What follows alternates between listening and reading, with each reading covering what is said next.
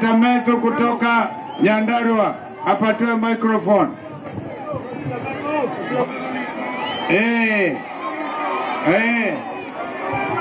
Asante. Mazeras oye! Mazeras oye! Nikisema harambe useme wanta mkubwa kwa sababu ile mtu anaangalia ndio ajue hapa Mazeras mnasemaje. Harambe! Hiyo haitoshi. Hiyo nataka akisikia hiyo one time kama anakunywa chai, hiyo chai yake ionje mwarubaine. Harambe! Aende asiende! Mheshimiwa Kalonzo Musyoka, kiongozi wangu Mheshimiwa Rigathi Gachagua, watu wa Mazeras wamesema watapatia nafasi. Sisi tunaambia William Ruto, yeye ni one time president. Yeye ana insist, anataka kuwa rais wa term mbili. Kama anataka term ya pili, mambo yake ni mbili. Ili arudi shule akasome, hapo ndio kuna second term. Kama anashindwa hiyo, mweke yeye jela, amalizie second term yake, hapo jela, afungwe asifungwe. Ni mwizi. Jambo la pili, huyu William Ruto alitafuta mwanaume ya kumsaidia ili awe rais wa Jamhuri ya Kenya. Mwanaume alisaidia yeye ni huyu Mheshimiwa Rigathi Gachagua. Ni kweli si kweli? Kama Rigathi Gachagua anajua kujenga, hata kubomoa anajua. Kazi ya kujenga ni mingi sana. Tulitumia miaka 3. Kazi ya kubomoa, tutabomoa na siku ngapi? Siku ngapi? Aende asiende? Mwisho, yeye alisema ati mambo ni matatu.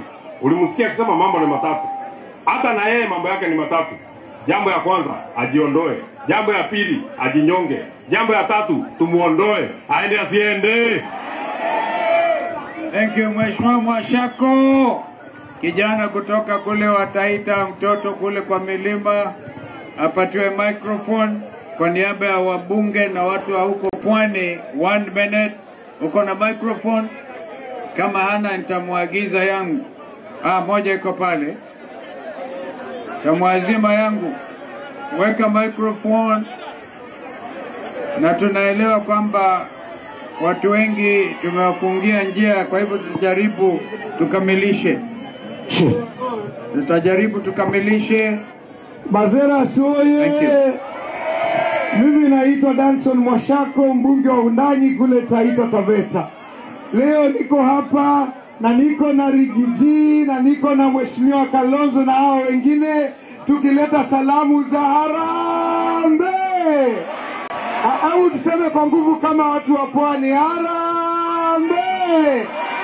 Ni wangapi wanasema ikuwe one term 2027? Tunyosha mkono. Harambe! Kasongo aende asiende? Harambe! Mheshimiwa Kalonzo na Mheshimiwa Rigiji, sisi hapa Pwani tuna changamoto nyingi sana. Na changamoto zetu zinaongezeka kila mara tukiona Kasongo anakuja hapa. Kwa hivyo uwepo wenu hapa leo, wacha iwe ni mwanzo wa kuanza kukomboa Pwani ili 2027 ikuwe one.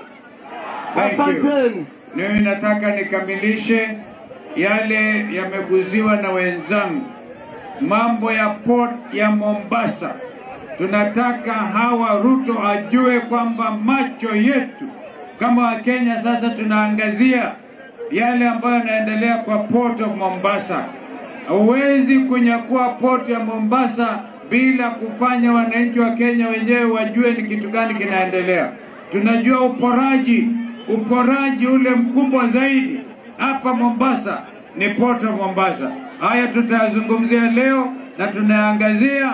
Mungu abariki watu wa Mazeras.